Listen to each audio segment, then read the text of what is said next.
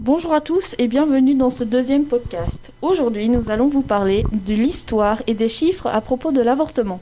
L'avortement est une pratique ancienne et universelle qui se décline de manière différente selon les époques et les contextes politiques, sociaux et culturels. À travers le monde, les législations sont variables, allant de l'autorisation à la demande de la femme jusqu'à l'interdiction totale pouvant entraîner de lourdes sanctions. La libéralisation de l'avortement fait depuis toujours l'objet de polémiques intenses. Et une fois acquise, elle est parfois remise en question. Selon certains, l'accès à l'avortement est un droit humain, un droit des femmes, un droit sexuel et reproductif, mais aussi un droit à la santé face aux conséquences des avortements illégaux. Pour d'autres, cet acte doit être condamné pour le non-droit à la vie de l'embryon. Selon l'anthropologie, l'histoire de l'avortement remonte même à l'Antiquité. Autrefois, décoction de plantes comme la sabine, manœuvres corporelles, coups dans le ventre, utilisation d'objets tranchants, tous les moyens étaient bons pour faire avorter une femme. Toujours fallait-il que celle-ci ait conscience d'être enceinte. En effet, un avortement, dès les premières semaines de grossesse, a longtemps été impossible, car la plupart des femmes ignoraient quand exactement elles étaient tombées enceintes.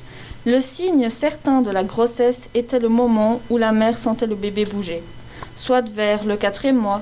Une notion importante à noter, car pendant de longues années, on a estimé que la vie de l'embryon ne commençait pas dès la conception, mais à partir de l'animation, c'est-à-dire 42 jours pour le père de la médecine, Hippocrate, dans l'Antiquité. En 1234, l'Église adopte officiellement ce terme, ce qui, en théorie, rend permis toute interruption de grossesse avant 2 ou 3 mois. En revanche, après ce stade, l'avortement est un acte grave, interdit aux médecins par le serment d'Hippocrate, et un péché capital pour l'Église. Par la suite, les évolutions scientifiques vont durcir l'opinion sur l'avortement. Au XVIIIe siècle, les scientifiques découvrent les ovules et les spermatozoïdes grâce au microscope. Les progrès de l'embryologie et de la clinique vont faire remonter les débuts de la vie à la conception, dès la fécondation. Ça change tout. Cette découverte aura aussi comme effet d'inscrire l'avortement au code pénal, le considérant comme un crime. Suite à cela, les avortements clandestins se multiplient et sont souvent réalisés dans des conditions d'hygiène précaires, avec de mauvais instruments. Il faudra de nombreuses décennies pour que les pays revoient leur législation concernant cette politique. En ce qui concerne la Belgique, le délai autorisé par la loi est de 12 semaines maximum entre la fécondation et l'avortement. L'IVG est permis au-delà des 12 semaines dans 2 cas particuliers. Lorsque la grossesse met en danger la vie de la mère et lorsque l'enfant à naître est atteint d'une affection grave, reconnue comme incurable. En Europe, la Pologne est l'un des pays les plus durs sur la question de l'IVG. En effet, l'avortement est autorisé uniquement s'il y a eu viol ou inceste et en cas de malformation fœtale grave. Un projet de loi est passé et elle interdit l'avortement en cas de malformation du fœtus. De plus, beaucoup de micro-États européens persistent dans leur interdiction totale. Du côté de l'Amérique, on constate de grandes différences selon les régions.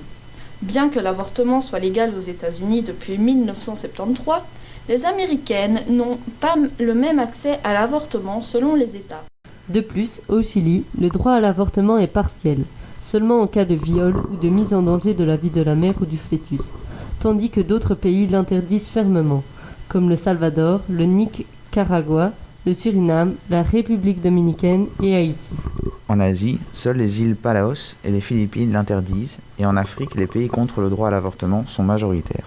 Après ce petit voyage, intéressons-nous à ce que montrent les chiffres et les études. En 2018, Médecins du Monde précisait que 40% des femmes vivent dans des environnements qui restreignent l'accès à l'avortement et qu'il n'est plus à prouver que les femmes et les adolescentes ayant le contrôle de leur sexualité et de leur fécondité sont en meilleure santé. Elles ont plus de chances de poursuivre leurs études, d'entrer sur le marché du travail, de participer à la vie publique et d'investir dans la santé et l'éducation de leurs enfants. Et statistiquement, selon l'Organisation mondiale de la santé, les taux d'avortement des pays où la procédure est légale sont similaires à ceux des pays où elle est interdite. Enfin, le nombre d'avortements dans le monde diminue en raison de l'accès accru à la contraception. C'est pourquoi il est important de se protéger. Sur ces belles paroles, on se retrouve la semaine prochaine pour le podcast numéro 3.